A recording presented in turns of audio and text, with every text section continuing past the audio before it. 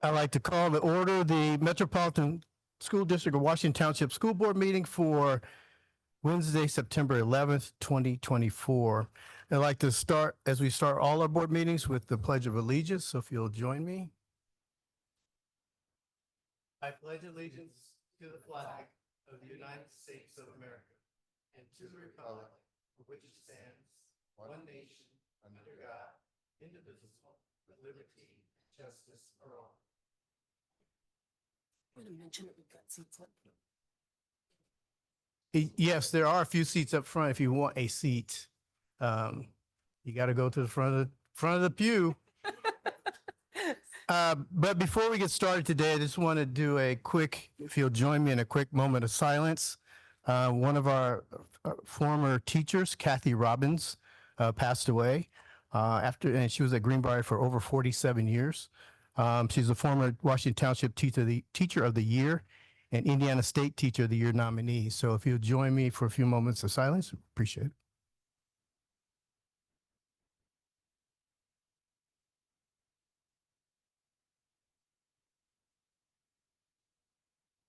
Thank you very much. Now, first item on our agenda is recognitions. Dr. Taylor. Yes, good evening, President Turner, Dr. Woodson, members of the board, and good evening, Washington Township community. We have a lot of recognitions this evening, so it should be fun.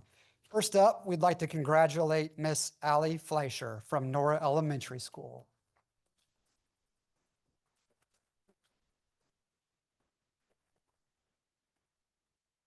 Miss Fleischer was honored for the English Learner Educator Excellence Award at the 2024 Educational Excellence Gala on September 6th.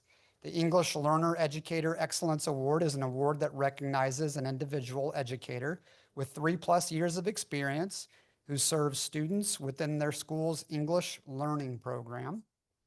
This individual leads, teaches, and builds community among all educators to ensure students are supported across settings. This individual takes the initiative to engage in professional activities outside of the classroom, welcomes feedback, and uses data and evidence-based practices to drive their instruction. Ms. Fleischer, congratulations again on this amazing recognition, and we are extremely excited to share in this celebration with you.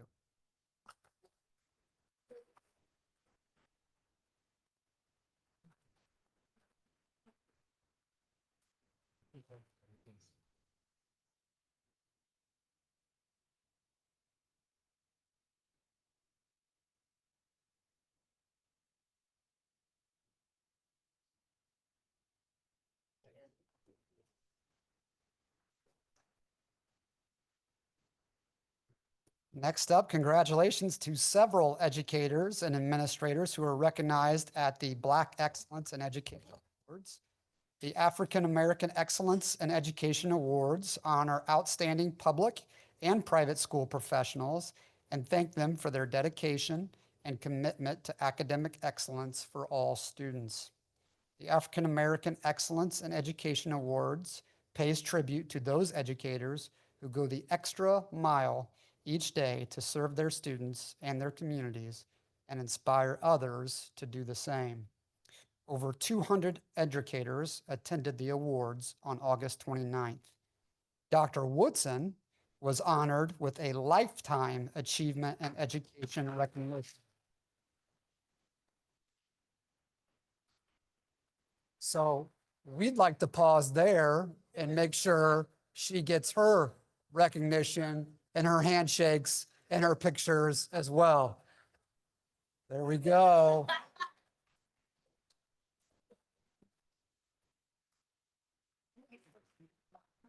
Congratulations. Yes, please. Picture? Picture, Ms. Roseman. Oh, move over. Come on now. No, this way. Thank you. Thank you, Dr. Other educator nominees for Washington Township Schools are Mariah Brobe from West Lane Middle School,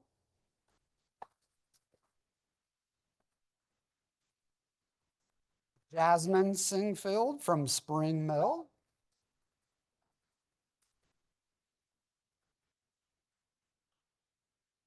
Shelby Owens from Greenbrier.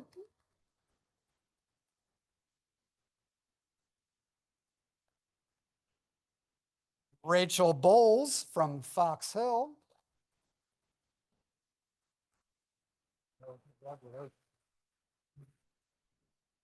Gregory Edwards from True North. Nice job.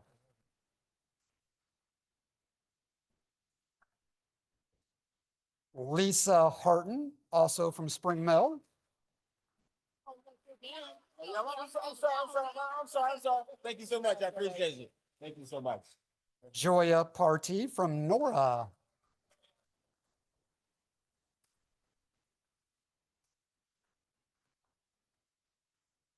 Administrator nominees include Ms. Shanna Hampton from Westland Middle School.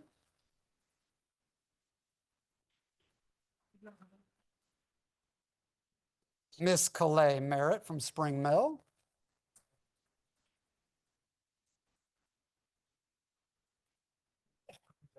Desmond Jones from JEL.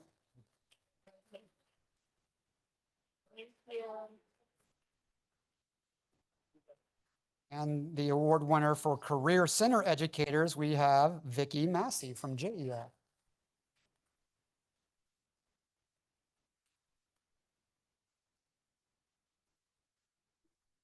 And congratulations again to all of our awardees.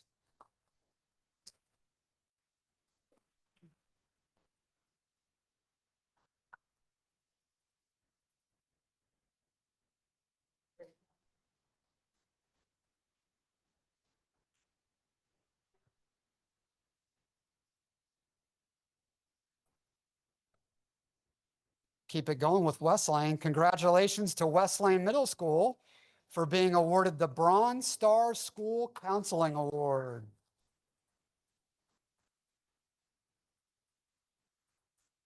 With us this evening, we have those amazing West Lane counselors, Mr. James Hughes, Mrs. Kristen Bostick, and Miss Jen Patzel. Mr. Pitcock, if he's in the audience, come on up.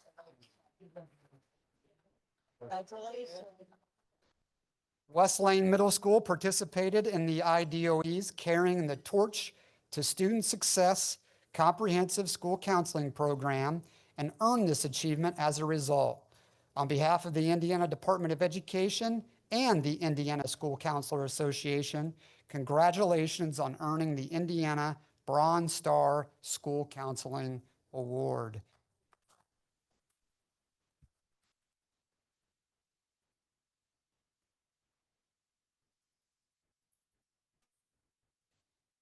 And next up, congratulations and a huge thank you to Miss Rose Boble, Miss Robin Conti, Miss Crystal Wright, and Mr. Matt Skaggs for all their planning and support to make the 2024 Elevate Summer Conference a major success.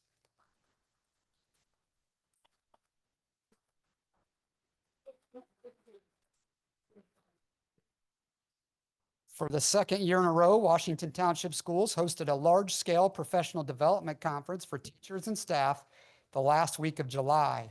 And for the second year in a row, the vast majority of the planning, logistics, and implementation rested on the shoulders of these four individuals. Tonight, we recognize those individuals for the visioning, problem-solving, time, and effort they poured into creating a first-rate professional conference that over 350 Washington Township educators attended. The conference included 3 nationally recognized keynote speakers, over 100 professional development sessions, our new teacher academy, catered meals, 15 sponsorships, and over $14,000 in donations. Thank you again and congratulations to that team of educators.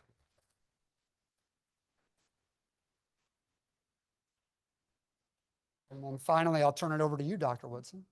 Thank you very much. I have a very special celebration tonight, too. The mission of the National Association of School Superintendents is to support and promote our foremost educational leaders through continuous opportunities for collaboration, advancement, and access to growing collection of professional resources. It has been an honor to learn from and contribute to this organization during my time as superintendent. As a membership organization that supports and champions school system leaders, the NASS is pleased to share recognitions and accomplishments of its members, as well as cultivate future superintendents. Recognizing and celebrating success draws us all together in mutual support, and also tells the story of what each, as educational system leaders, what we as organizations can do to bolster our public education system now and for future generations. I am thrilled to share that this national organization would like to recognize Dr. Sean Taylor, who is a finalist for the National Association of School Superintendents Aspiring Superintendent of the Year Award. We will be attending the national conference next week, where he will be formally honored and celebrated. Please join me in celebrating Dr. Taylor.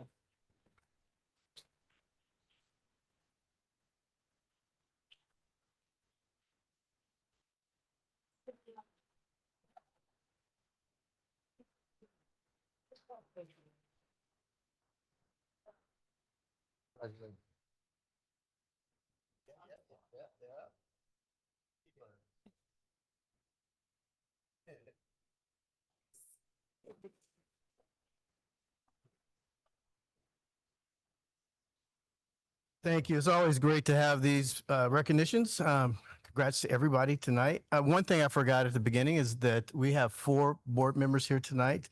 So for the record, there'll be 4 voting members here tonight for tonight's meeting. Next on the agenda is School Spotlight. But before that, this is a public meeting, so you're more than welcome to stay. And I wish you would stay at least through the next 2 sections. But you're also free to go if you'd like to leave. So now would be a good opportunity for you to leave. I'm not kicking you out, just giving you an opportunity.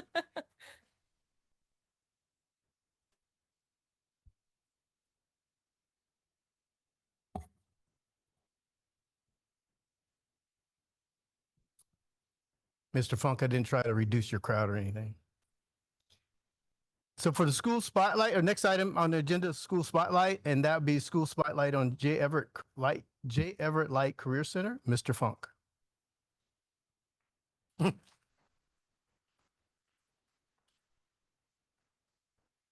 Thank you, President Turner, Dr. Woodson, members of the board. Thank you for this opportunity to share the spotlight on the J. Everett Light Career Center.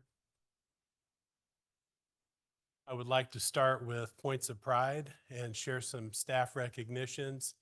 Desmond Jones was a winner of the Marian University Black Excellence in Education Congressional Recognition. Candy Smitha was the new executive director of Indiana ACTE. Jonathan Heller, collision repair teacher, was honored as a life-changing teacher award. And Vicki Massey was our Pro Start Educator of the Year, ACF Culinary Educator of the Year, Marian University Black Excellence in Education Award 2024. And Mr. Andrew Rice is the finalist for the Harbor Freight Tools School Prize for Teaching Excellence. Student points of pride include 435 earning industry approved certifications. 73.4% of our students enrolled are eligible for programs earning dual credit. We recognize Hector Serenio Ramirez for 3rd place in Skills USA in our automotive refinishing program. He now has a bright future with Andy Moore Collision Center. Olivia Alvarado, National BPA Conference qualifier in Chicago. Dante Jackson qualified for state in the Skills USA Culinary competition and took 5th place. State, Gabriel Haram qualified for state at the Skills USA Regional Culinary Competition, received bronze at the state culinary competition, and Guadalupe Ender Cortez qualified for state at the Skills USA Regional Culinary Competition, receiving a silver at the state culinary competition. Celebrating our school community, Points of Pride, our Project Lead the Way engineering team was the winner of the Sportsman Award recipient representing North Central High School, JEL. Our robotics team is collaborating with Greenbrier Elementary to help grow a feeder program for the future. And our school community continues to grow professional partnerships, well over 52. Our recent partnership that we have is with Bone Dry Roofing, who'll be working with our building facilities and maintenance program, helping with team teaching and preparing students for Skills USA competitions. I'd like now to focus on our equitable achievement data for industry recognized certification and our dual credits. And I share with you this visual of the improvement all across the board with certifications and dual credits. We increased across all demographics as compared to our previous year. Our certifications increased by 13.9% overall. Black population was up 15.8%, Hispanics up 13.7%, Asians up 13.6%, Caucasians 37.9%, and multiracial 4.1%. Our dual credits increased 4.8% overall. Black increased 8.1%, Hispanic 12%, Asian 8.3%, Caucasian 0.84%, and multiracial 15.5%. We put overall interventions in place. We celebrate those. We allow our students to do retesting or being highly proficient in their skills. We use advanced students to help support teaching and learning with their peers, doing peer-to-peer learning. And we use exit tickets to improve plans to address our deficits. So we celebrate those achievements here tonight. And moving on to the next slide of our areas of continued growth to obtain equitable achievement. We look at our curriculum instruction. We have culturally responsive curriculum. Our focus is to develop and implement curriculum that reflects diverse perspectives and experiences. We ensure that materials and examples are inclusive and relevant to all of our students. We do competency-based education. We use competency-based learning models that allow students to progress based on their mastery of skills rather than time spent in the classroom. We also look at our professional development. We do our instructor training. We offer ongoing professional development for our instructors on inclusive teaching practices, cultural competencies, and the latest industry trends to keep them updated and effective. Our new Morning Boost professional development sessions are new and popular with our staff. These short informal gatherings take place the second and fourth Wednesdays of each month from 7:55 to 8:10 p.m. or a.m. in the Learning Lounge, offering practical strategies that enhance teacher classroom instruction.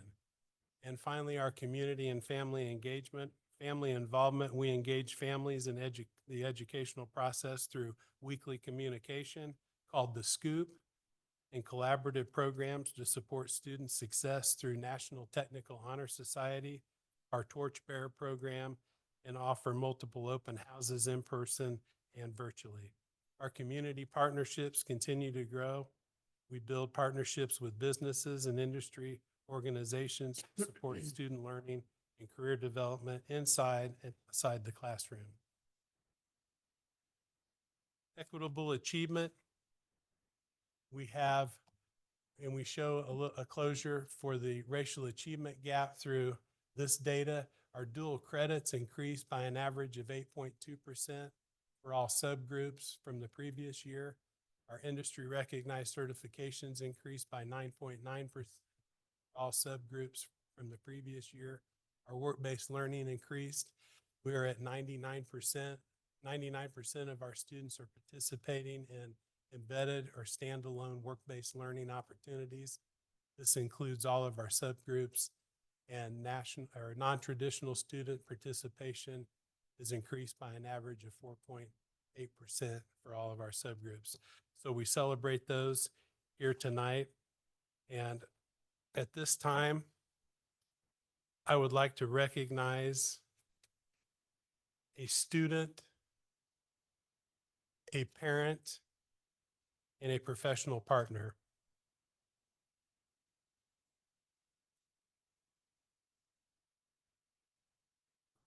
Would Leilani Sanders please go to the front?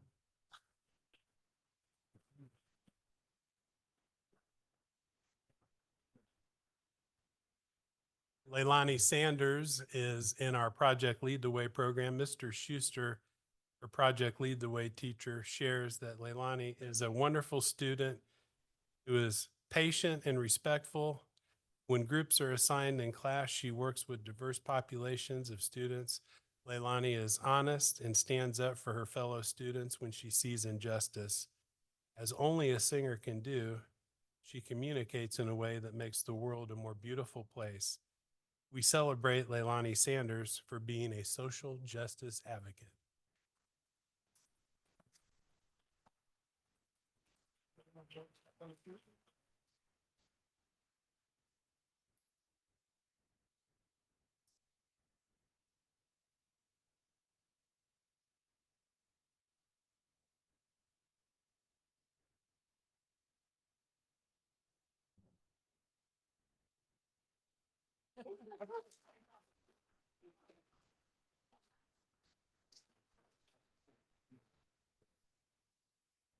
Next, I would like to call Michelle Offit to the front. Offit Allen, and I know her as Aunt Michelle. And yes. And I could think of no one better than to get the above and beyond parent recognition tonight. Michelle is the aunt of two Washington Township students, Marius and Christian Offit, both recent graduates of North Central High School, True North Academy, and JL. I first met Michelle through the Check and Connect program led by Dr. Woodson. In this mentoring experience, along with Aunt Michelle, forged a partnership that helped get both of her nephews across the finish line and graduate on time. Aunt Michelle has been instrumental in assisting with handbook revisions, assistant director interviews, and being an overall cheerleader for the Career Center. We recognize Aunt Michelle tonight for the above and beyond recognition. Thank you, Aunt Michelle.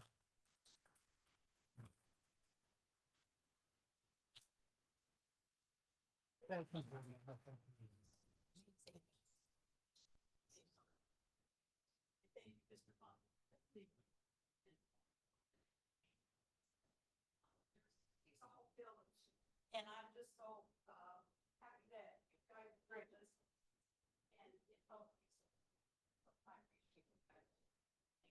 Thank you.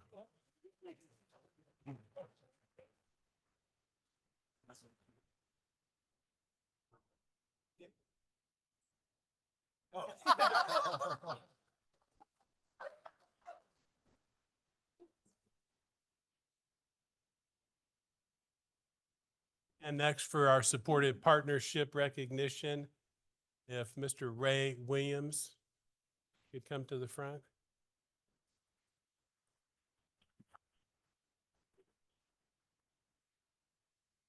Mr. Williams is being recognized for his contributions to the new Building Facilities and Maintenance Program, where he is working with our students throughout the school year, providing his leadership skills in maintenance of residential apartments, repairs, and general construction processes.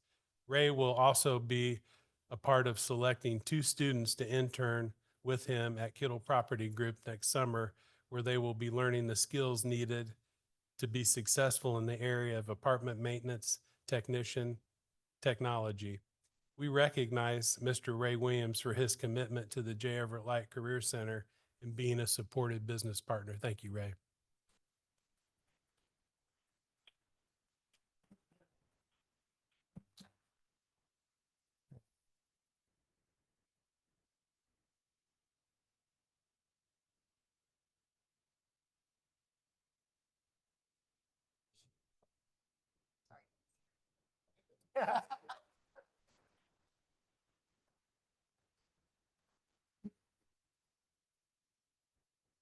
Thank you to the board, this opportunity to showcase the J. Everett Light Career Center this evening.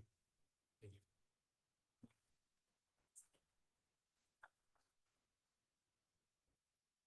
Thank you, Mr. Funk. The next item on the agenda is superintendent's announcements. Dr. Woodson. Thank you, President Turner. Good evening, everyone. We've got some exciting upcoming events. Homecoming is here, if you can believe it or believe that or not, but I have got the details in your board docs for that Friday in September, including the tailgate before the game. Certainly the game in the brand new stadium will be exciting.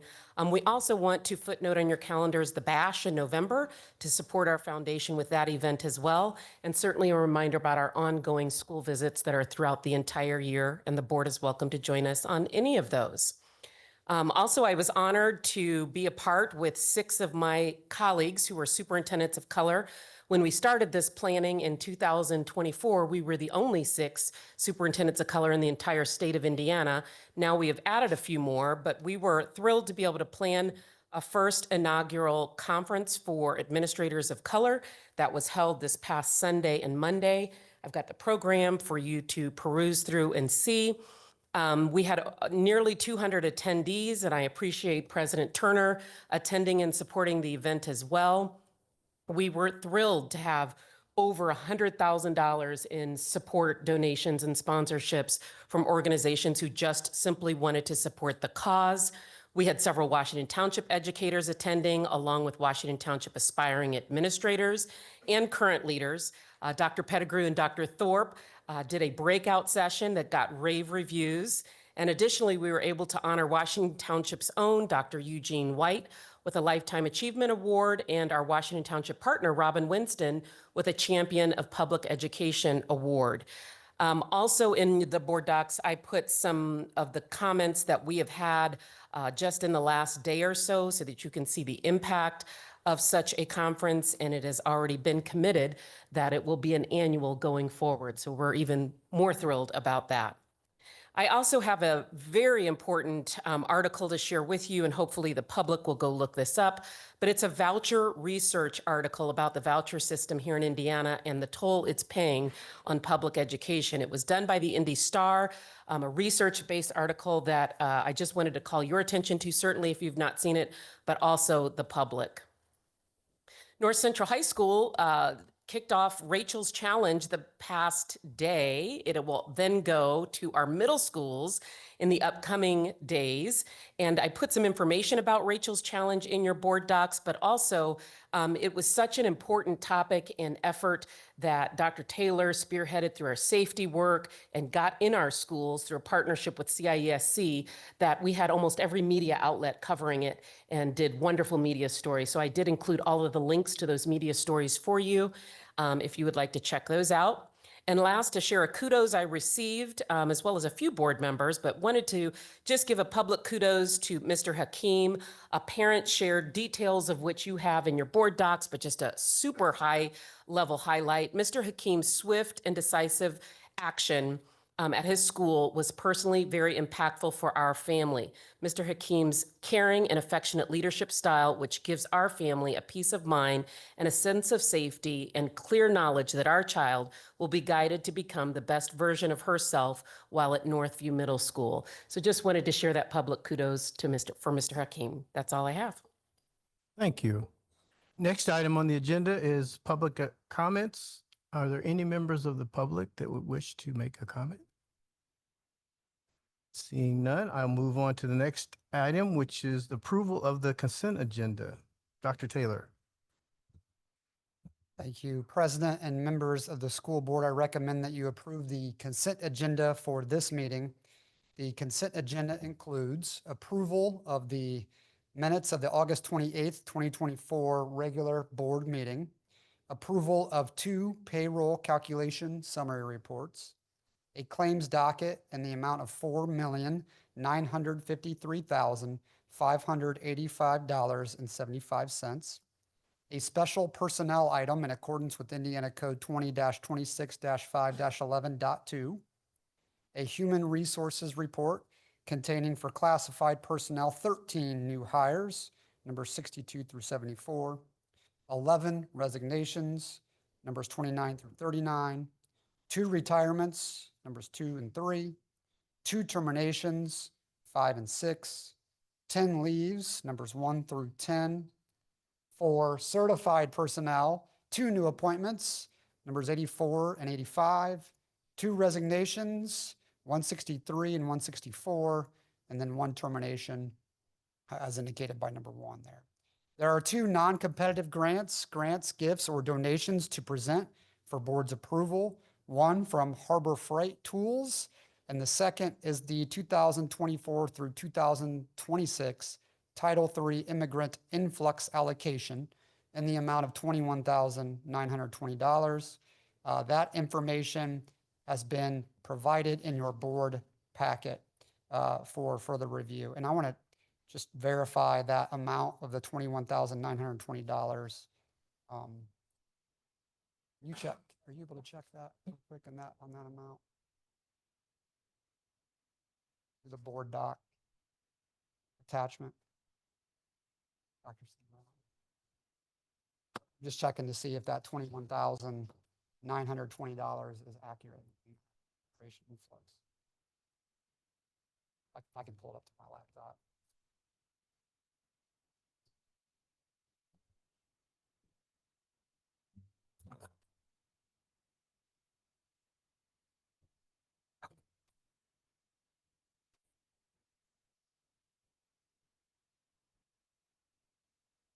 I'm pulling it up, so I'll get.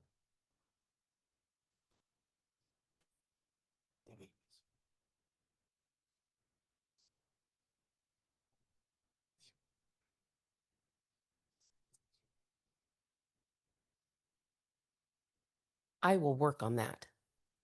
Okay. Just wanted to verify that amount. It seemed off to me, but This one. Yeah, consent. Or it's an attachment.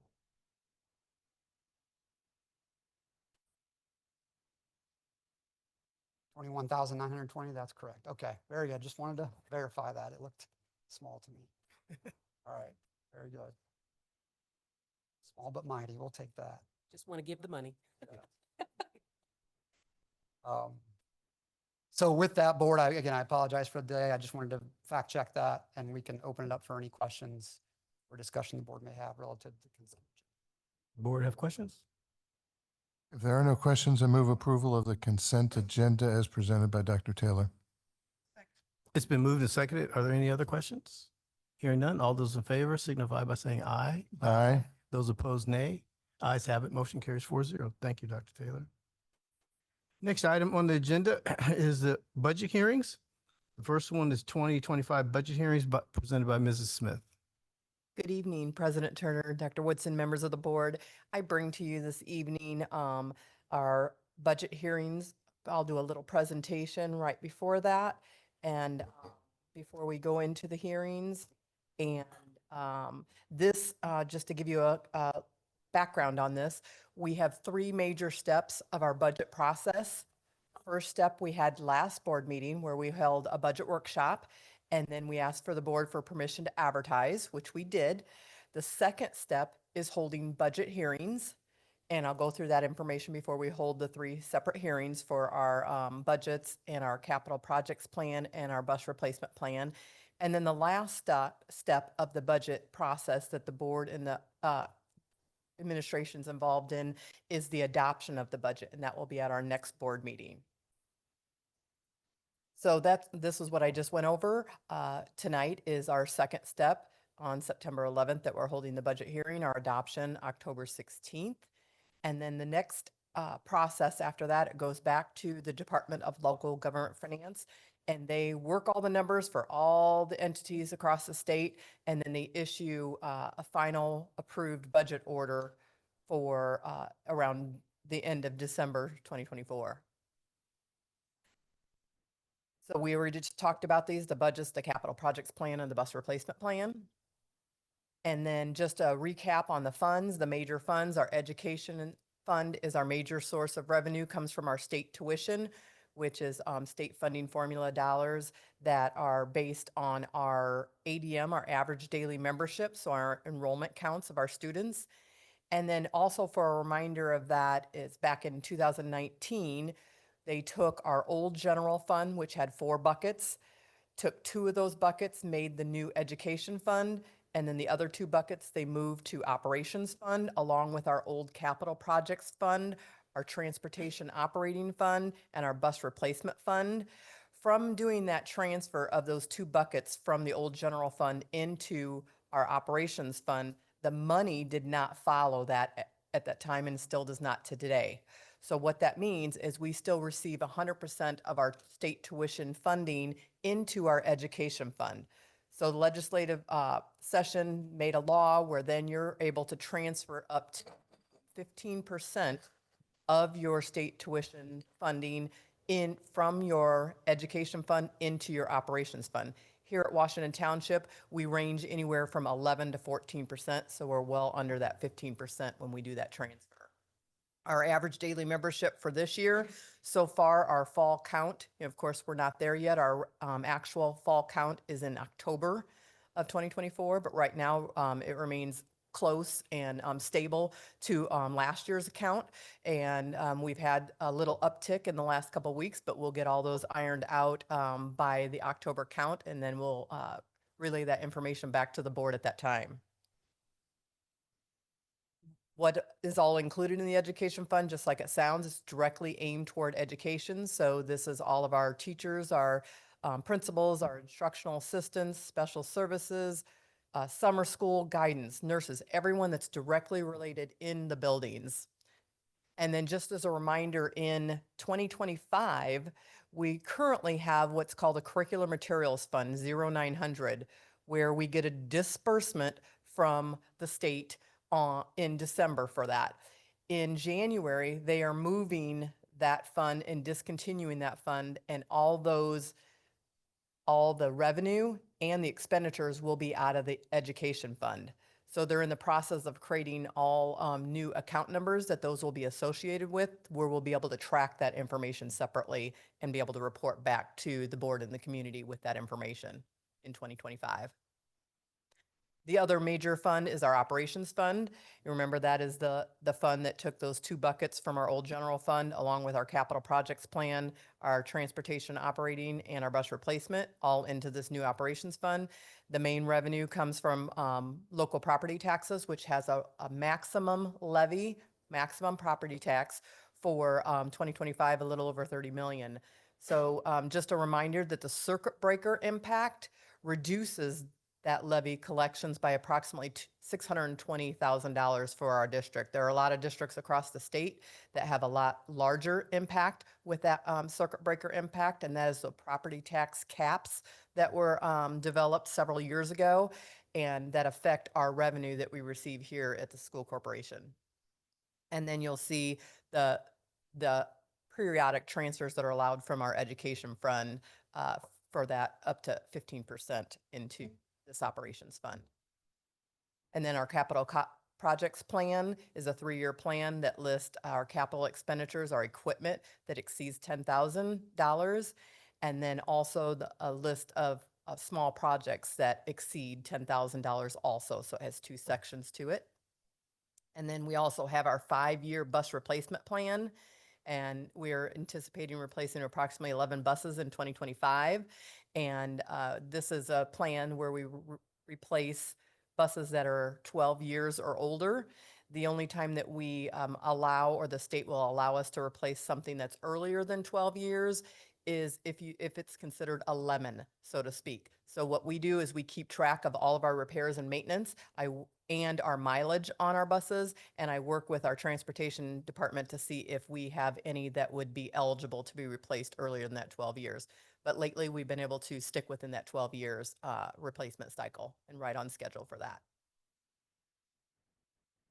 So next, we have our referendum operating fund, and this is our referendum that was passed in 2020, which we are in year 5 of 8 years, and that is a 25-cent tax rate that our community was able to vote in favor of for our district.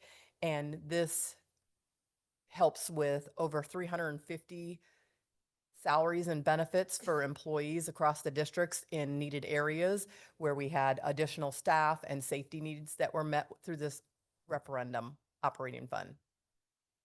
And then we have our customary debt service fund, and this is our debt service that we do where we sell bonds and leases for large projects. And this is projects that we aren't able to fund through our regular operations fund. And our future goal always is to keep the tax rate stable so our taxpayers do not see a roller coaster in their property taxes regarding this fund. And then also our wonderful community passed two separate capital referendums.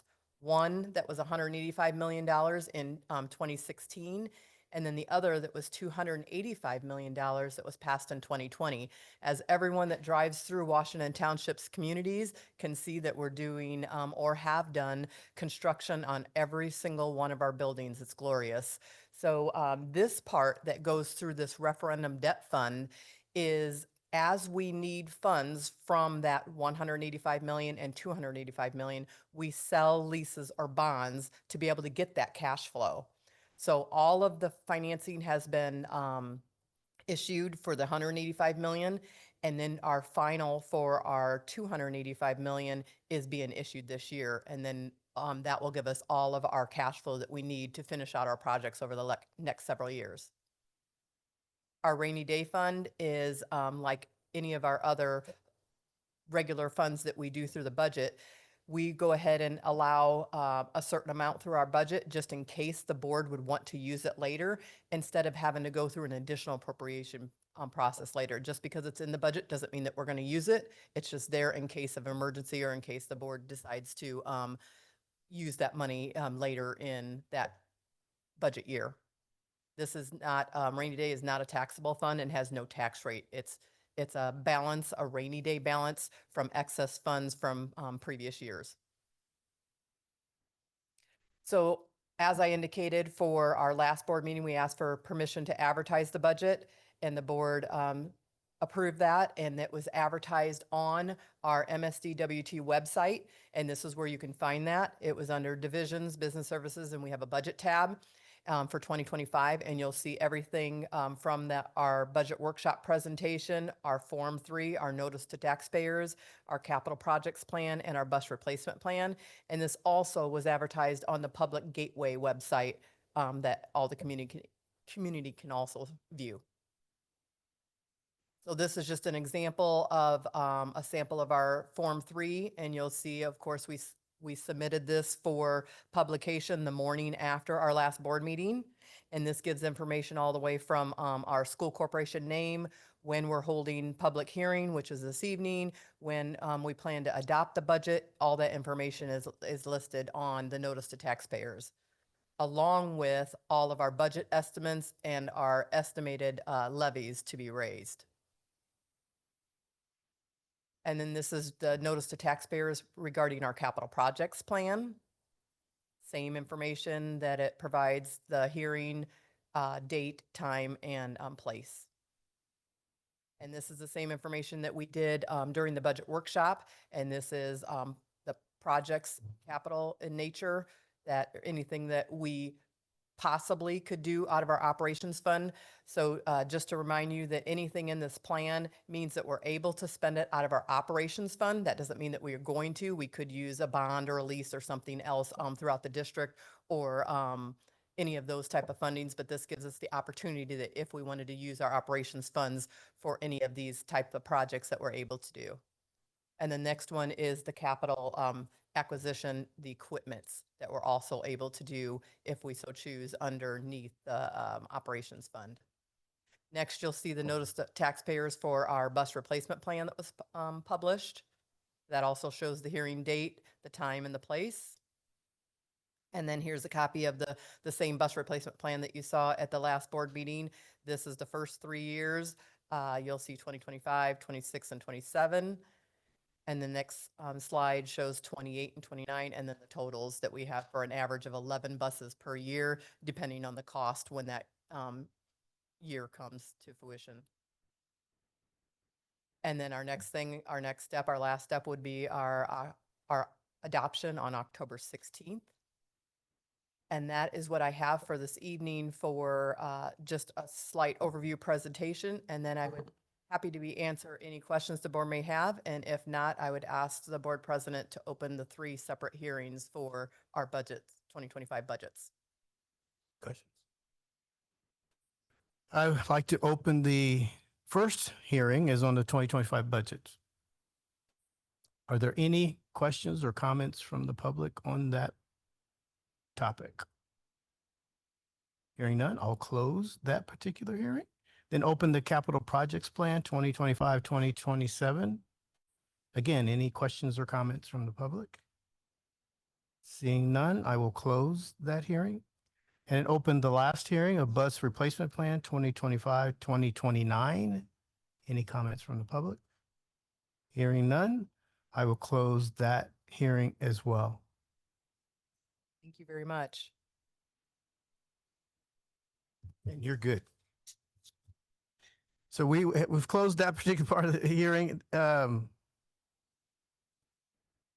GOB, is that part of the hearing too? Another hearing. Okay, so I thought, okay. Yeah. So I'd like to go to the next item, which is the 2024 general obligation bonds, additional appropriation hearing. Mrs. Smith. Great, thank you, Board President, Dr. Woods, and members of the board. If you recall, last board meeting, we talked about this general obligation bond. It's a little over $6 million. It's $6.35 million. And one of the requirements that we must do is hold a public hearing. So we advertised for this hearing, and then tonight is acting on that hearing to see if any comments from the public for the additional appropriation that would be needed for this 2024 general obligation bond. So I would ask the board president to open a hearing for this item. I opened the 2024 general obligation bond additional appropriations hearing. Are there any comments or questions from the public? Hearing none, I will close that hearing. Next item on the agenda is approval Exhibit A, 2024 general obligation bond additional appropriation resolution. Mrs. Smith? Thank you very much. In your board packet, you'll see Exhibit A, the additional appropriation resolution. And this is something that we must have board approval on, and for the appropriation of the bond proceeds to be spent on the project cost before any bond can be expended. Unlike appropriation of tax dollars, this additional appropriation of bond proceeds is not required to be approved by the Department of Local Government Finance like we do with our regular budgets. So this is a separate type of resolution that goes to the board and then gets published as such. So we would ask the board for approval for this Exhibit A additional appropriation resolution as presented. Board have questions? If not, I'll entertain a motion. Mr. President, I move approval of Exhibit A, 2024 General Obligation Bond Additional Appropriation Resolution as presented by Mrs. Smith. Second. It's been moved and seconded. Any further questions? Hearing none, all those in favor signify by saying aye. Aye. Those opposed, I'm sorry, I went too fast. Those opposed, nay. Ayes have it. Motion carries 4-0. Thank you, Mrs. Smith. Next action item is approval of Exhibit B, 2024 GOB bond resolution. Mrs. Smith. Thank you, Board President. In your board package, you'll see the Exhibit B, the final bond resolution.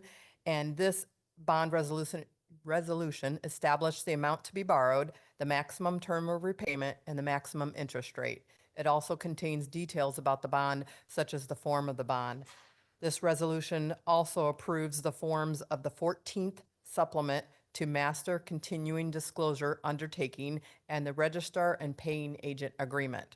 The Securities and Exchange Commission requires that the school corporation enter into a Master Continuing Disclosure Undertaking before it issues bonds.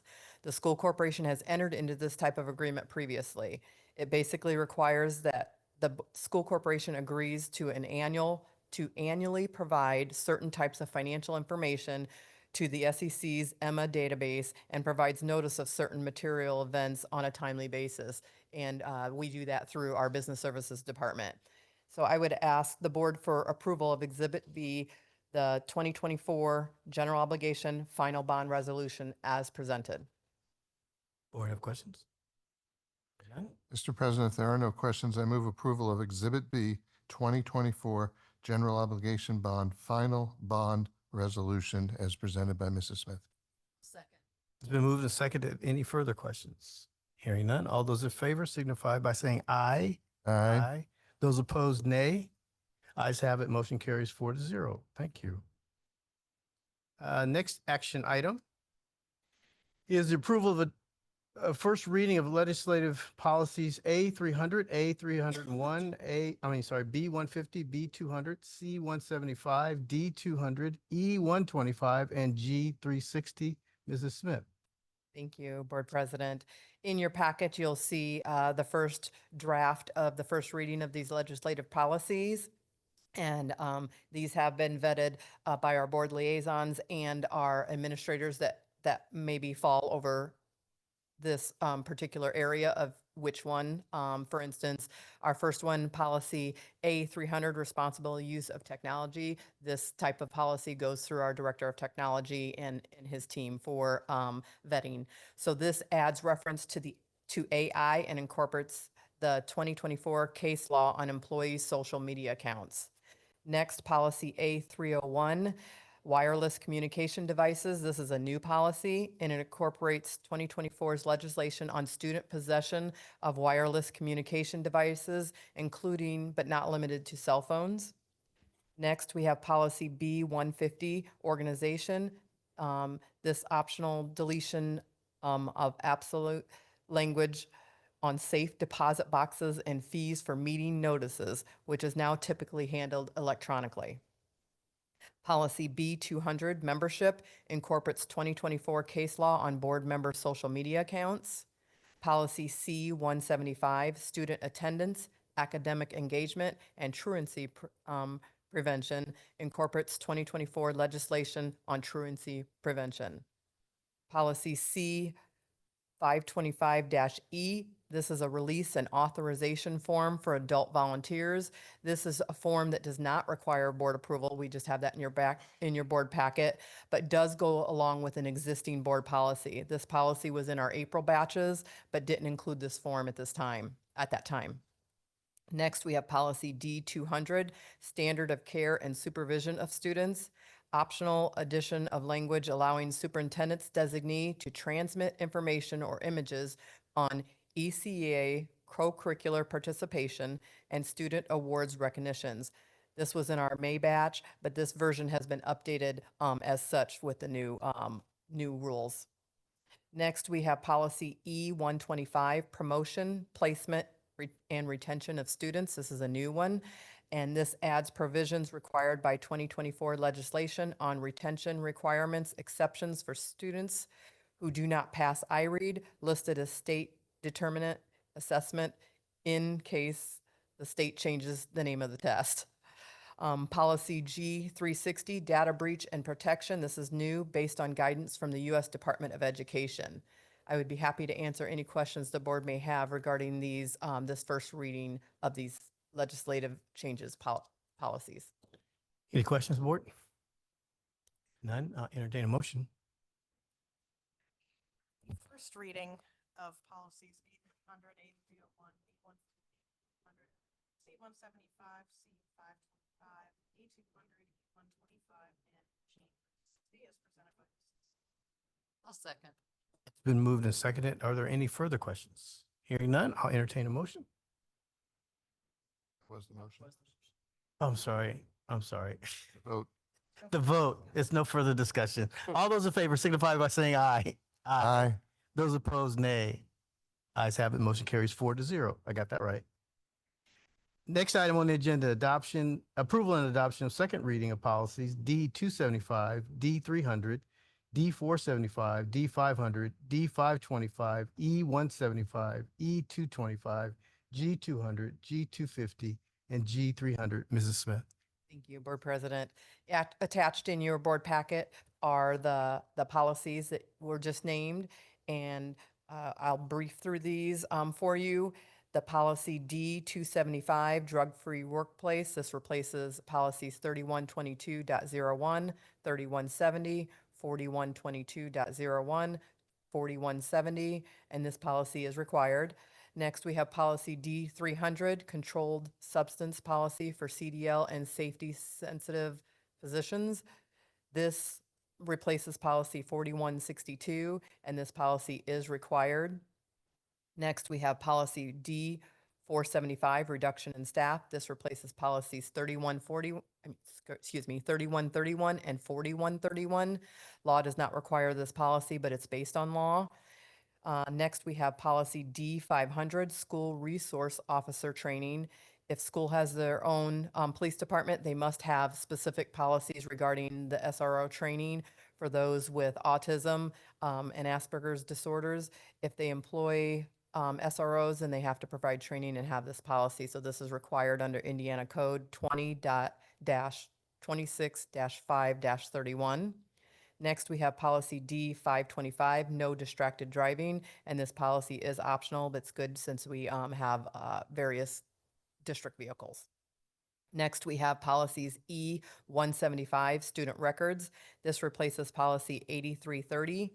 Much of the policies, such as a list of directory information, will be placed in the administrative guidelines that we will do over this next 9 to 12 months. This is required under FERPA of 1974 in Indiana Codes 20-33-7 and Indiana Code 20-34-9. Next, we have policy E225, college and university programs. This replaces policy 2271 and is required content under code. Next, we have policy G200, environmental health and safety issues. This replaces policy 8405. Law does not require the policy, but the policy is based on law. Next, we have policy G250, pest control. This replaces policy 8432, and this policy is required.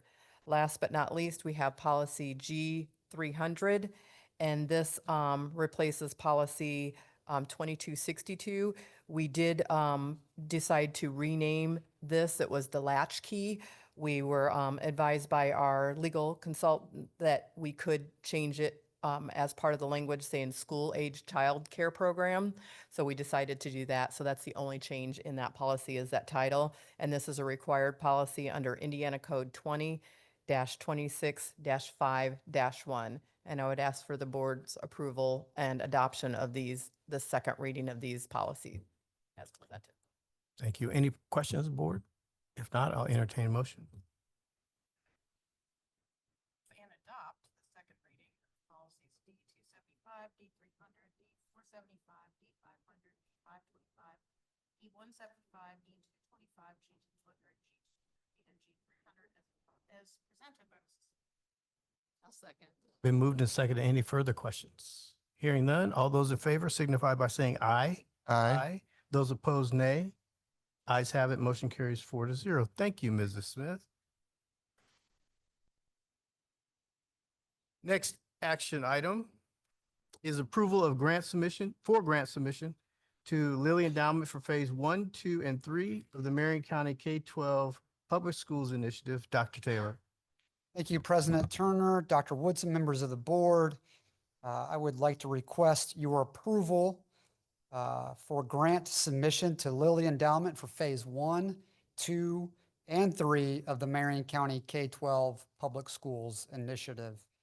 Washington Township Schools will participate in the grant submission to Lilly Endowment for Phase 1, 2, and 3. This opportunity will allow deliberate strategic planning for the future with stakeholder input through the Phase 1 process and the possibility for funded implementation of strategies in Phases 2 and Phases 3. This process could not only inform the projects we submit to Lilly for Phase 2 and 3, but it could also inform the next Washington Township District Strategic Plan. Phase 1 is due September 13th, 2024, and that is a funding amount up to $50,000, and that's non-competitive. Phase 2 grant writing is due in February 2025, and funding is up to $500 per our 2023 ADM count. That's non-competitive. And then phase 3 is due last, which is in April of 2025, and funding is up to $30 million. And that is a competitive grant. We are requesting planning funds in the amount of $50,000 to support our initiative focused on strategic planning for equitable achievement and grant writing for the future continuous improvement efforts in our schools. The planning efforts aim to focus on future-focused strategic planning, addressing both critical challenges and emerging opportunities in our schools. Our organization faces several pressing challenges that directly impact our ability to achieve the initiative's goals without additional support funding. These include challenges impacting equitable achievement, ensuring post-secondary success, and barriers accordingly.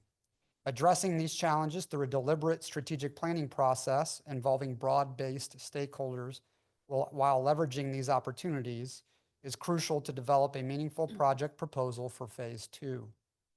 To effectively tackle these issues and capitalize on potential opportunities, we plan to undertake the following activities using the requested planning funds. First, strategic planning process. This activity will involve consulting services with an external expert consultant in strategic planning through broad-based stakeholder input. Second, define phase 2 and 3 projects. Through the strategic planning process, future areas of continuous improvement and needs directly connected to improving academic achievement and post-secondary success will be identified. And then finally, for phase 2 and 3 grant writing, this will help us collaborate with grant writing consultants to maximize our opportunities in phase 2 and phase 3 through this Lilly Endowment Initiative. These activities will enable us to deepen our understanding of the challenges and opportunities, develop robust strategies to address them, and lay the groundwork for a successful implementation phase. Total financial impact is $0 to Washington Township Schools, and the funding source would be the Lilly Endowment Grant. You have supporting documents there for your review, and I'm happy to answer any questions the board may have relative to this grant opportunity. Ms. Horst Krueger? Dr. Taylor, with the submission of phase 1 in a couple of days, when do you anticipate it's non-competitive, but when do you anticipate receiving that funding, or can you begin prior to the funding received? So it was upon submission, we'll receive information back whether or not we were awarded that in October for phase 1. Yep. So a pretty quick turnaround on that first phase 1. Non-competitive though? Non-competitive. Okay, so help me understand I have a definition of non-competitive. I want to make sure it's what the school system is. So my understanding, basically, you apply for it, you get it. That's okay. Yeah. Check the boxes, and there were 50K. boxes. That's what I wanted to make But sure once of. we check Okay. those boxes, it's coming. And then the phase 1 funding will primarily pay for the consultant? Potentially, yes, or a portion of that would pay towards the consultant. And the two areas really looking at with regard to that 50K and then phase 2 monies is the district strategic planning partner. So looking at that strategic planning vendor and going through a review for that, as well as getting an expert grant writing consultant as well. So that's the two areas where we would like to start to get the ball rolling with where we go next. No, I know. Mr. Fitzel? Is remind me, is the awards for Marion County Schools only? That's correct. Okay, so, and the amount, is it 600 million? 450 million, I believe. 450 million. Okay. All right, good, thank you. 450. Other questions? All right, I'll entertain a motion. Move that we approve the grant submission to Lilly Endowment for, are we just approving phase 1? We're going to do all 3 phases. We would appreciate Oh, approval okay, for all we'll go ahead 30. and approve Yeah. all 3 phases today. So for phase 1, 2, and 3 of Marion County K through 12 public schools is presented by. Second? It's been moved to second. Any further questions or discussion? Hearing none, all those in favor signify by saying aye. Aye. Aye. Those opposed, nay. Ayes have it. Motion carries 4-0. Thank you, Dr. Taylor. And then our last action item for this evening is the approval of school improvement plans 2024, 2025. Dr. Pettigrew. Good evening, Board President Turner, Dr. Woodson, and the board. This is from our directors as well, so if they want to come on up, this is a report from all four of us. So we are here to request approval of the 2024-2025 school improvement plans. As you are aware, school improvement plans are not just documents. They are the embodiment of our collective commitment to our teachers, our students, and their families. They are essentially our North Star. They guide us through and help us navigate the challenges that we face in preparing students to be lifelong learners and globally minded citizens. At their core, our school improvement plans exist to ensure that every student in our district receives the highest quality education possible and to provide an appropriate mechanism to measure our progress toward our strategic goals. Our timeline began on May 17th when building principals received notice of the school improvement plan timelines and template. Over 2 months, they collaborated with their school improvement plan committee to identify successes and challenges from the prior year to establish a new school improvement plan. Our principals began the process of crafting their initial draft due on July 15th, and then our entire teaching and learning and student services departments provided collective feedback for all of our principals. After the extensive feedback process, they presented their modified school improvement plan for the purpose of articulating their goals, their strategies, their areas of concern, and they also spoke to how they integrated the feedback from teaching and learning and student services into their new draft. Participants in this process included the building administrative team, the teaching and learning and student services departments, and WTEA. We focused on the following. First, we focused on student achievement. How are we creating a culture of urgency regarding student achievement in each of our buildings? Second, we focused on equity and inclusion. What are we doing to ensure we are equitable, affirming, and responsive? We focused on professional development. How are we developing our administrators, our teachers, and our support staff? We focused on parent-guardian collaboration. How are we connecting with the families and building lasting relationships to impact student achievement? And finally, we focused on culture and climate.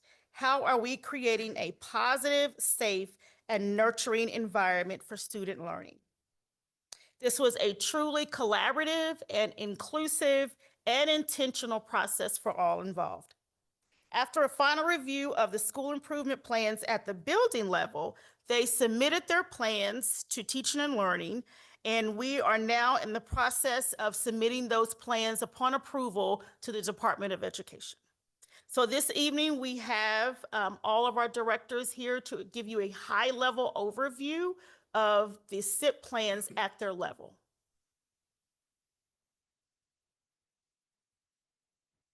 Good evening. As we share an overview of our school improvement plans tonight, I want to remind everyone that our achievement data consistently places Washington Township near the top of all Marion County districts and well above the vast majority of charter schools. One thing that stands out in the elementary school improvement plans is the number of resources our schools have to support their academic and social-emotional initiatives. Our district has invested in instructional coaches in all our elementary schools. We have highly engaged parent-teacher organizations, and our principals have worked hard to cultivate the many partnerships and programs with businesses, churches, and other community organizations. Our primary goals in the school improvement plans are focused on students being in school, positively contributing to their school, and growing academically while they're at school. I'm happy to report that our attendance rate increased in almost every elementary school last year. We continue to work to improve upon those numbers by increasing family communication and emphasizing the importance of on-time, regular attendance. Our administrators and front office staff check in with parents when students are consistently tardy, and school social workers reach out to families when there are attendance concerns. Our strategies for encouraging positive behaviors are also largely proactive. The number one emphasis is clear and consistent expectations for what we call Tier 1. These are the expectations that all students have throughout their day, whether in the classroom, the hallway, at recess, or in the cafeteria. All of our students are consistently reminded of what it means to be respectful, responsible, and safe. Each elementary school has their own process for celebrating students who are consistently meeting these expectations and positively contributing to their school through their words and actions. Each building also has a behavior team that includes administrators, behaviorist, school social worker, and in 4 of our buildings, the school counselor. Along with responding to situations and supporting students, this team provides professional development to the staff to help grow their toolbox for navigating and de-escalating the various behavior challenges and situations that may arise. All of our schools have a morning meeting structure in which students have an opportunity to positively connect with their teacher and classmates and transition into the school day. As you know, we adopted the second step SEL curriculum a number of years ago. We're currently piloting several different programs throughout the district with the goal of identifying one to utilize in all schools starting next school year. Finally, as you can imagine, much of the academic focus this year is on consistent implementation of our new literacy curriculum. We are proud that our district iRead3 scores increased almost 2% last year, and we are excited to build upon this positive momentum. Each teacher and administrator received initial training on the new curriculum over the summer, and we are following up with ongoing professional development throughout the year. Our building literacy coaches are directly supporting the teachers in their school by meeting with grade level teams, modeling lessons, reviewing data, and collaborating with other coaches. In all of our schools, grade level teams meet weekly to review student data, and most have an additional planning meeting in which they collaborate on lesson planning and assessment review. Our district curriculum team has offered open office hours and will be conducting walkthroughs with building leaders to observe teachers implementing the new curriculum. In response to our growing ENL population, we continue to provide professional development to our teachers. It is incumbent that all teachers take ownership in serving our multilingual learners and not just the ENL staff. We are also increasing our principal collaboration time, focusing on instructional leadership. We have added several school visits this year in which all of the principals will meet for a couple of hours at a building, and the host principal will share promising practice. Our first visit will be at Spring Mill later this month, and Principal Merritt will take us through some of the strategies they've been focusing on this year and last with the Get Your Teach On organization. These are just some examples of how our elementary schools are working to continue their great progress and how they've mapped out their plans for ongoing improvement. I will now pass the podium over to Dr. Thorpe, our Director of Teaching and Learning for grades 6 through 8. All right, thank you, Mr. Blum. I'm not sure how I can actually follow that, but I'm going to try. In reviewing the 2025 school improvement plans, there are several key areas of focus that I'd like to take a look at: attendance, academic achievement, and suspensions and expulsions. The current middle school average attendance rate is 94.5%, and we are working on improving it. Middle schools are collectively prioritizing barriers that keep students from attending schools. They are working with school counselors and social workers to develop partnerships and relationships with families and students, and implementing multi-tiered systems of support within their teams. We have sent information to our 6th grade parents in alignment with the new legislation, SEA 282, outlining parental expectations for attendance. We've also aligned our 7th and 8th graders with the same expectations. We work with student services and technology to send consistent absence letters to families for 5, 8, and 10 days of absences. Schools have also used the first few months to develop positive school cultures and set expectations for student procedures and routines. They are working on creating positive and affirming spaces for all students and staff to thrive, learn, and grow. One example is that Eastwood Middle School is incorporating monthly celebrations of both students and staff. It's a clear way to say, we see you, we appreciate you, and we are glad that you're here. Another area of focus is improving academic achievement for both language arts and math on the iLearn test. Our schools have increased the number of classroom minutes in both math and language arts for more instructional time. Middle schools are no longer using NWA for benchmarking and student progress. Schools will be using iLearn checkpoints 3 times a year starting after fall break.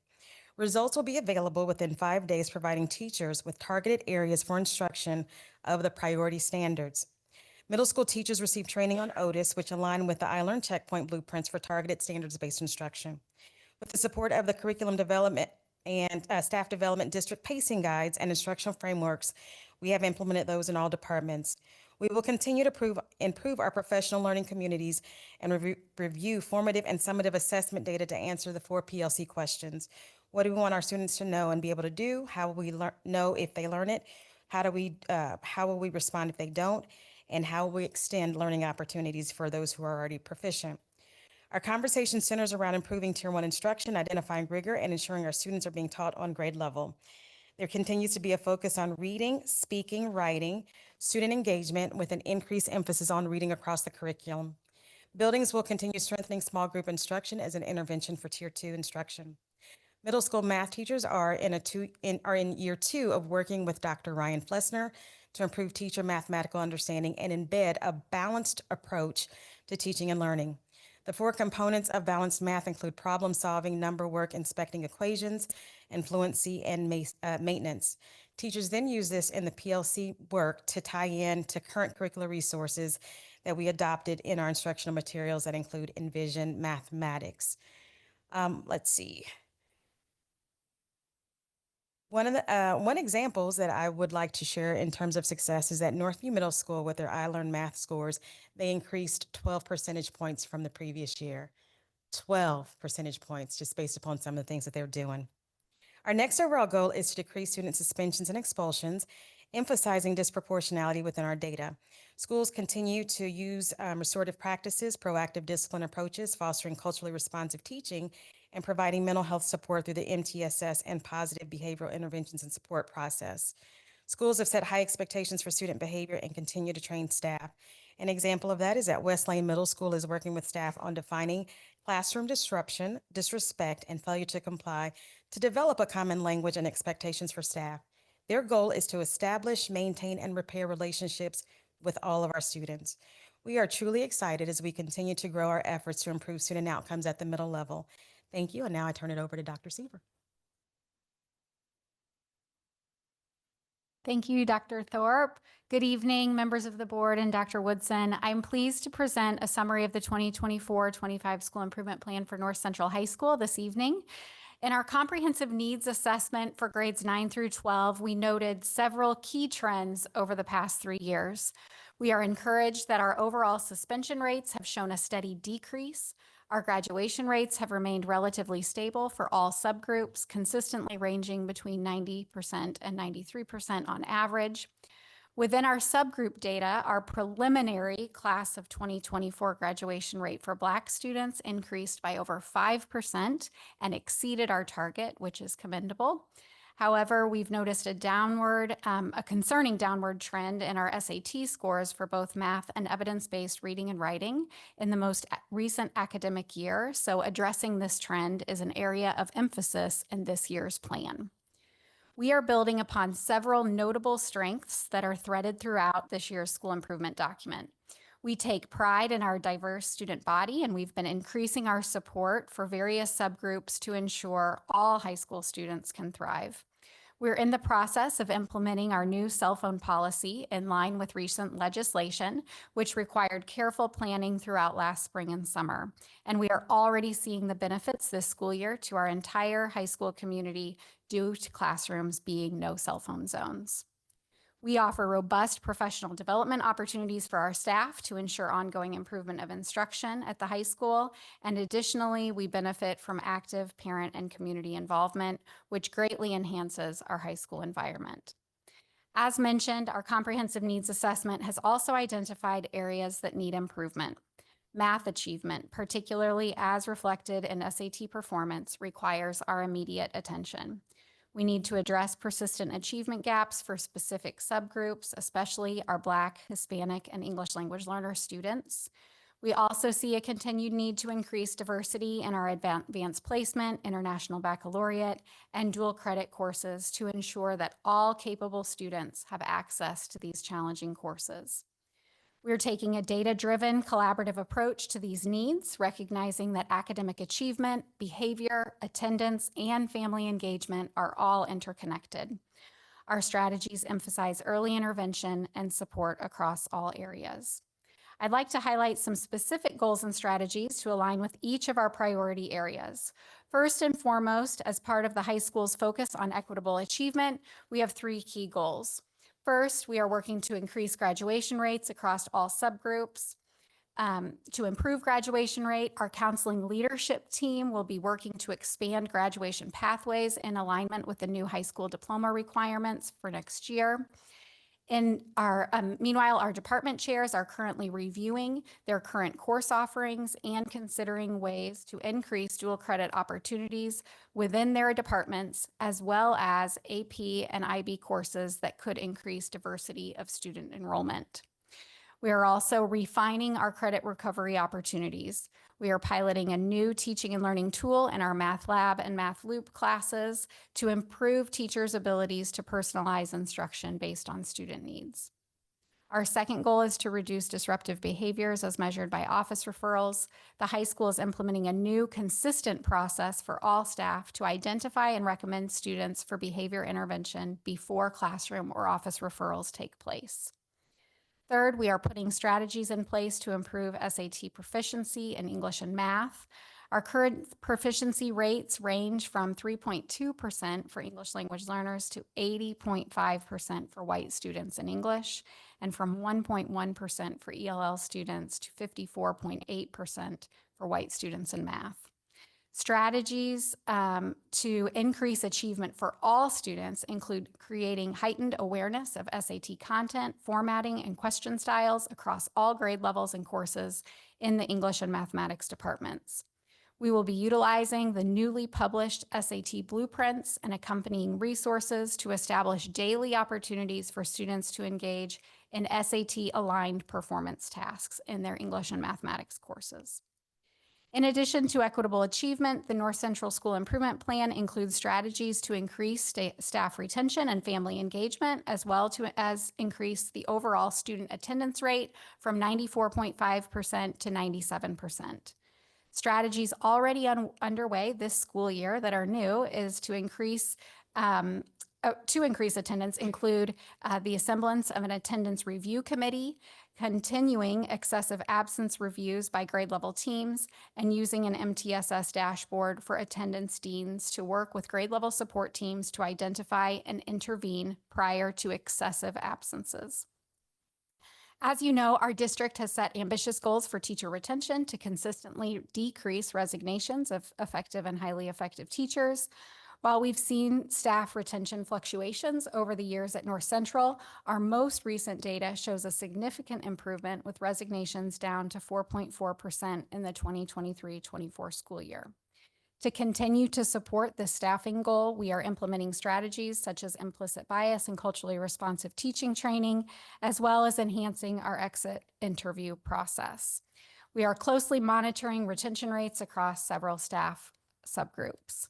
For family engagement, we're working to strengthen community connections through better communication about our parent surveys and school events. In conclusion, North Central is dedicated to addressing our priorities through data-driven decision-making, continued professional development for our staff, and strategic community engagement.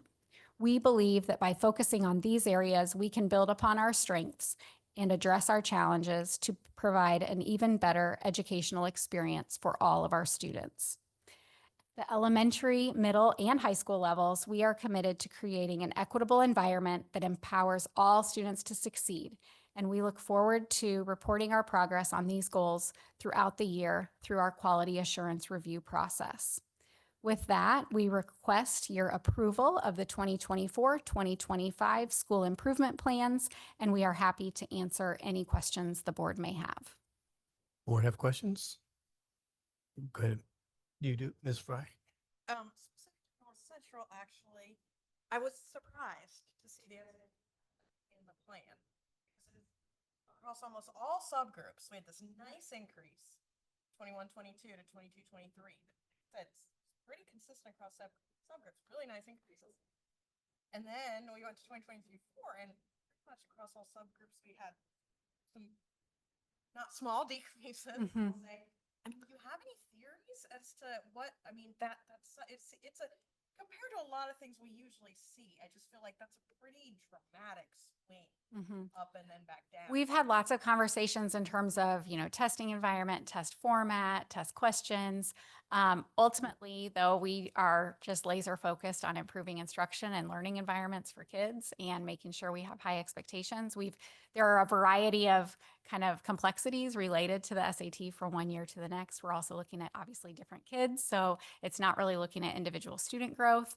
But ultimately, at the end of the day, we are spending our time on making sure that we're, like I said, laser focused on providing the best possible high standards-based instruction. We know that we need to focus on not just the Indiana academic standards in English and math at the high school, but also on building toward those SAT competencies. And these SAT scores, is that only the juniors who take it? Mhm. So it's a different group of kids each year. Correct.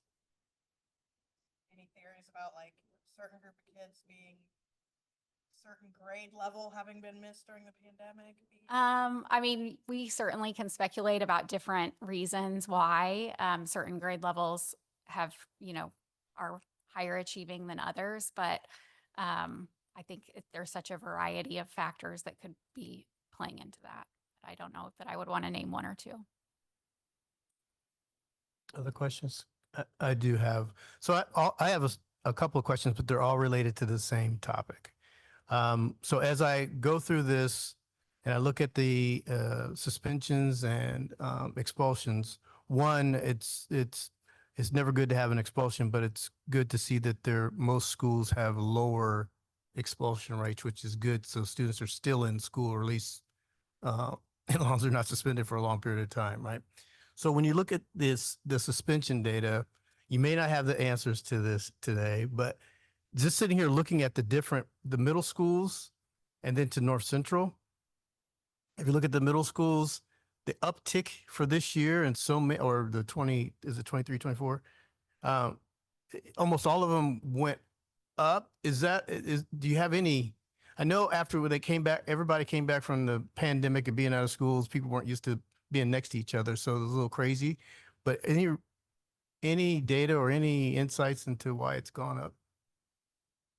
I can only speculate because I'm new, but in talking with a couple of the principals, I think towards the end of the year last year, they felt way more empowered to discipline students the way that they thought that they should be disciplined. So in looking at some of the really high impactful behaviors, they figured out that at this time, if kids haven't gotten it by now, we need to make sure that they understand that these are our expectations, because we want everyone to be in our school to feel safe and teachers to feel good about what they're doing. So I think it's something about, I know with two of them that I talked to, that towards the end of the year, they felt a little bit more empowered to make some decisions.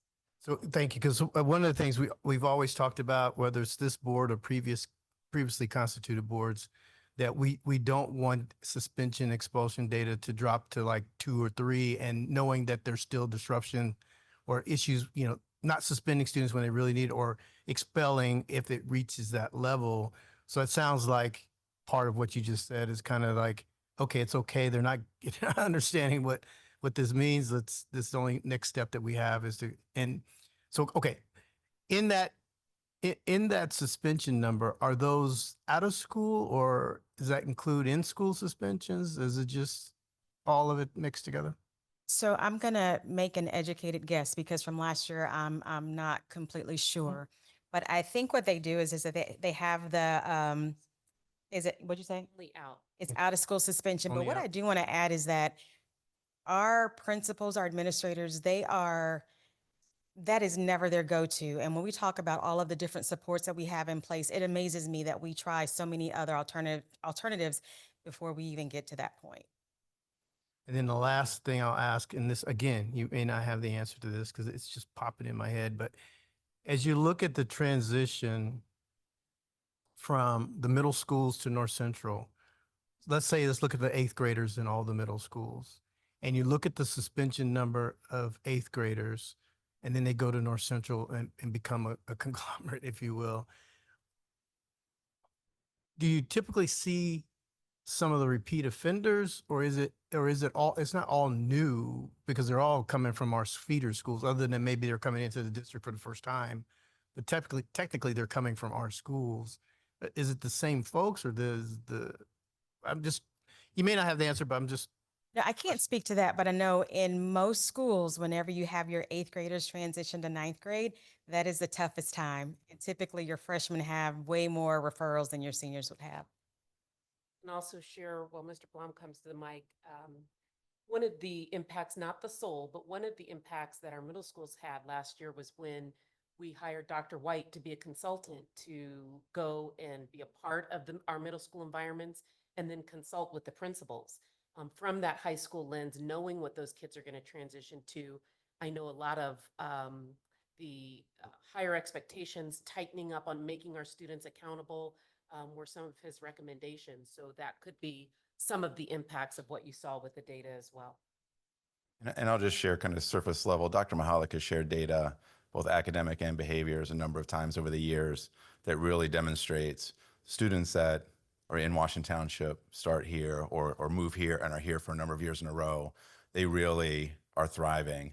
And what we see is oftentimes we live in a community with a lot of transiency. It takes some time for our newer arrivals to adjust to our expectations, but quite often we get there and then we see a lot of success. Mrs. Horth Kruger, thank you, by the way, thank you. I just did a random check of a couple of the unexcused absences for the schools, and they're pretty profound, the number of unexcused absences. So are you seeing changes in the reasons why they are unexcused absences, or are they the same transportation issues? What are we seeing there? And then what are the strategies to try to address that specifically with the parents or the caregivers? Our school social worker team is working really closely at all levels with their building-based leadership teams on attendance interventions. Actually, just last spring, we had a presentation for all principals to look at tier 1, tier 2, and tier 3 attendance interventions.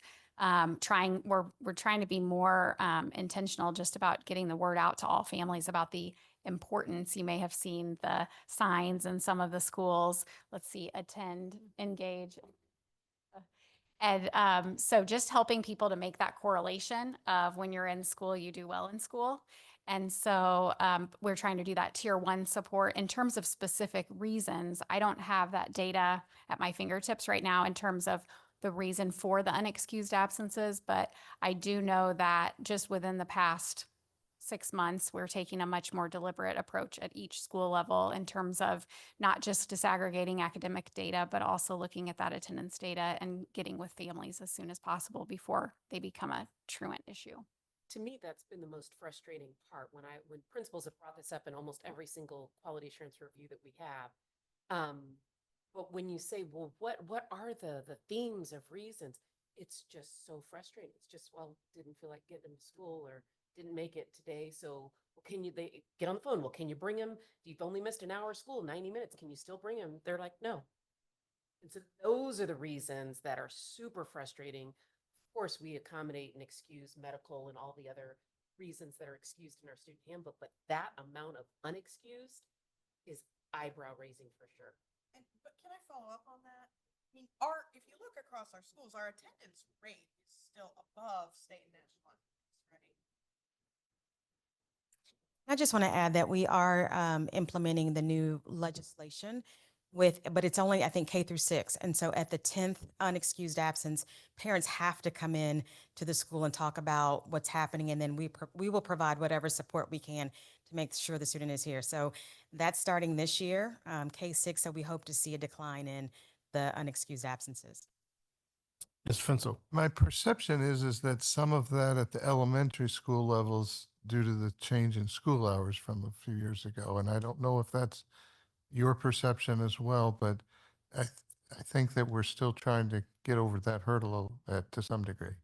I would say it's probably less and less each year. We do field that concern and we do work really actively to try and help support parents and then help really push the importance of getting here on time and that every minute matters, and that education piece, for the whole family. I will say, and it might seem elementary, but our schools really are increasing this year the celebrations and the goal setting with their students. And I'll just share that a principal shared with me today that they overheard a first grader say to their teacher, well, he lives in my neighborhood, so I'm going to check on him and see why he wasn't here today and make sure he comes to school tomorrow. And so I think that's just a fun little anecdote that we're making some progress on everybody understanding the importance and the value.